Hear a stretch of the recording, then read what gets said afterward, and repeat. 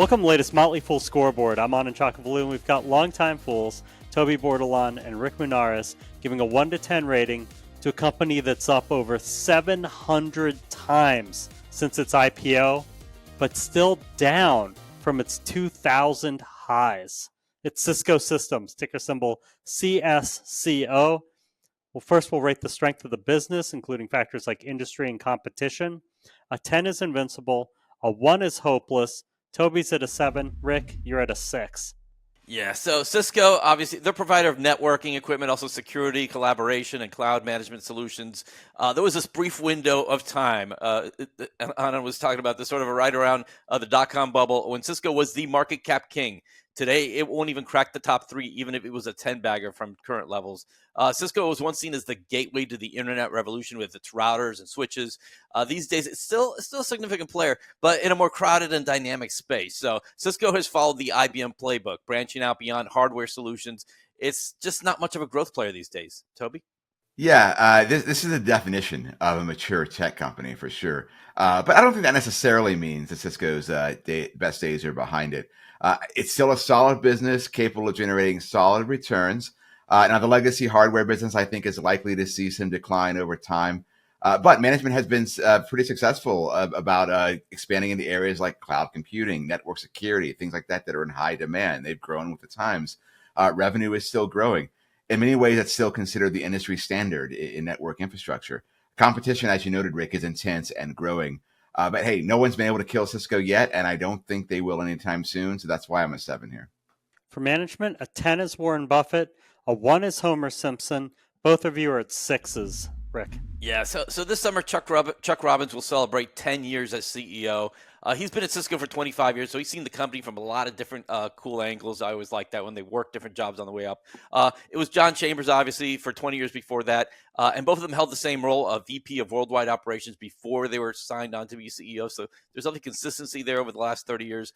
Robbins, he serves on a lot of different boards, forums, and associations. He's well-respected.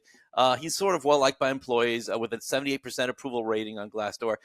The stock has sort of doubled in his tenure, but that's obviously short of the market average. It doesn't necessarily make his presence a plot, but what really held me back to just a 6 is that since he got there, revenue in these 10 years at Cisco is up just 10%. That's inexplicable.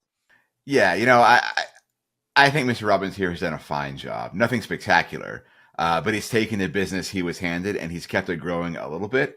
That's probably all he really needed to do, quite honestly.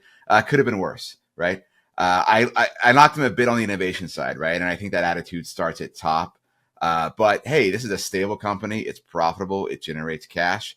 The record on acquisitions under Robbins is a little bit mixed, but they've managed to keep paying a dividend and buying back shares, even as they pursued that growth by acquisition to some extent.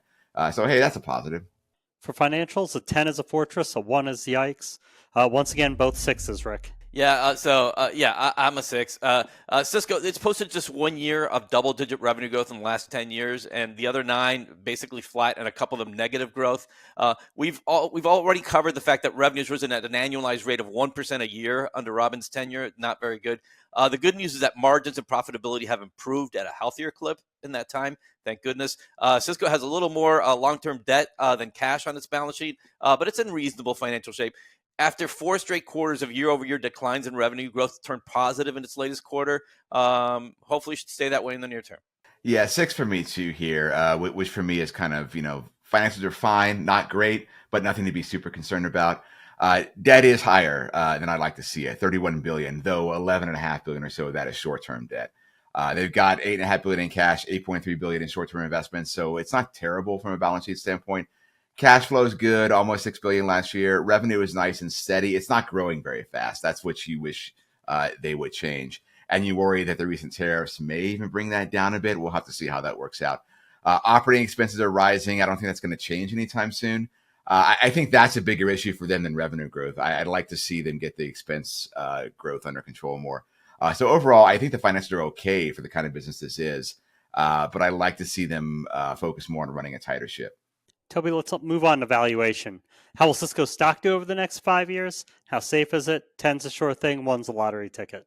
5 to 10% for me on growth and on. Honestly, it's really hard to see this one as a market beater right now. I think it may come close to being a market matcher over time, maybe even a slight beater if they do really, really well. When you factor in that dividend and continued share buybacks. On safety, I'm going with an 8. Now, some might say that's a little high, but there's definitely risk from competition for them. But at the end of the day, I think Cisco is still a relatively safe investment. There's a lot of demand for their products and services. They seem to do a good job of keeping customers happy. They're not going anywhere. Yeah, so I'm with Toby, 5 to 10%. I went with a 7 safety score, but it's still higher than you probably expect, as well as with Toby's 8. Cisco, their dividend yielding 3%. It's increased that dividend every year somehow since 2013. Cisco is good for the money. It's been profitable every year since 2001, which is just around the time the stock peaked. That's an interesting situation. I expect modest returns in its growth, but I feel it's a pretty safe investment. There's no panic at the Cisco. Let's move on to everyone's favorite topic. Toby, is there a company in Cisco space that you like better? Yeah, so I think the biggest risk facing Cisco right now is the AI explosion, right? And the possibility that might bring a new generation of networking technology that potentially leaves Cisco behind. If you buy that and you want to go into the kind of the AI infrastructure area, Marvel Technology is interesting to me. That is, it is more of a semiconductor company right now, but they are focusing on AI infrastructure. Their products are used to enable fast, efficient connection between GPUs and TPUs. They're a dominant player in data processing units. Their chips are used in networking switches and controllers and wireless infrastructure. They are increasingly a very important part of the growing AI infrastructure that everyone seems to be throwing money at right now. Yeah, I'm also going into like a new way for networking. Arista Networks was my pick. They're a provider of cloud networking solutions. It's trading for 25 to 30 times forward earnings, more than double Cisco's multiples, but it's also growing its business 4 times faster. Sometimes you have to go with a leader instead of a laggard. Thank you to both Rick and to Toby. They've given Cisco a not amazing overall score of 6.2 out of 10, scored highest on safety and lowest on returns, so relatively high confidence you'll get those mediocre returns. Look out for a new scoreboard every market day at 7 p.m. Eastern. Next up is Doximity. Till then, Fool on.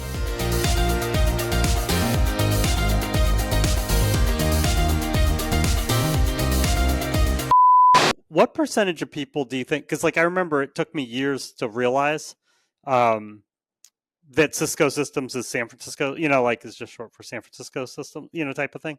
And then you see the Golden Gate Bridge and their ticker or in their logo and stuff. Yeah, I don't think people really know that. And did you guys know Palo Alto Networks is named after Palo Alto? Because that's also something people don't normally catch on. So passing on some information there. A little geography there for you also.